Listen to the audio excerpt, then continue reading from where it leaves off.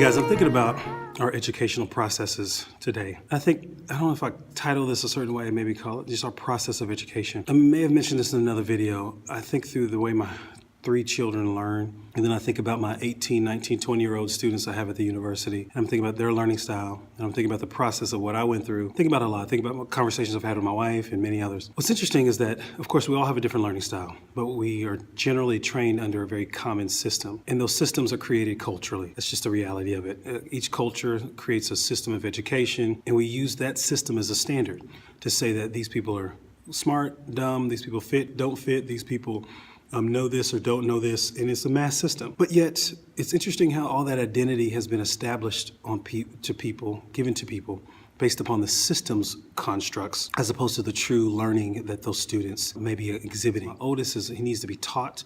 It's a very concrete, very plain, very black and white. So when we're training in soccer or we're training in something that's academic, we have to lay out the steps little by little, step by step. And that's okay, that's his wired. My wife is very similar. Laying out the steps is very critical for their learning style. Well, my middle son, him and I are very similar, where there's an intuitive side of learning, but there's a place where we can kind of learn on our own. We can find themes and patterns, and in those themes and patterns, put us in any environment, we'll learn something. We'll pick up stuff in different ways.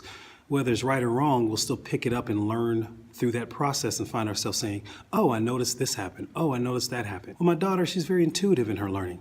Where her learning, she's got a combination of all of it. We can teach her things. She really is learning from an intuitive sense, where I look at her intuition and her learning is very different. So give her song and music and dance and kinesthetic activities. She is a whole nother person. She's picking up so much, yet she doesn't have the cognition fully of what she's saying or doing. In other words, she's a very right brain learner. And I've noticed that she takes things in whole, she embraces it whole, and then we sort of align some of the left brain things where we give her practical details and practical steps. That we have to really consider, what is our system saying about us, when the reality is that there's such a diversity of learning styles that go on, that we have to come to grips with this identity that we're being given by our system, when there's a reality that there's something we're wired with, that what if that was maximized? What if we maximize different learning styles? It'd be very complex, it'd be very challenging. We may not have the resources to do it, but this is where families come in. Families and fathers and mothers being chief educators of their children,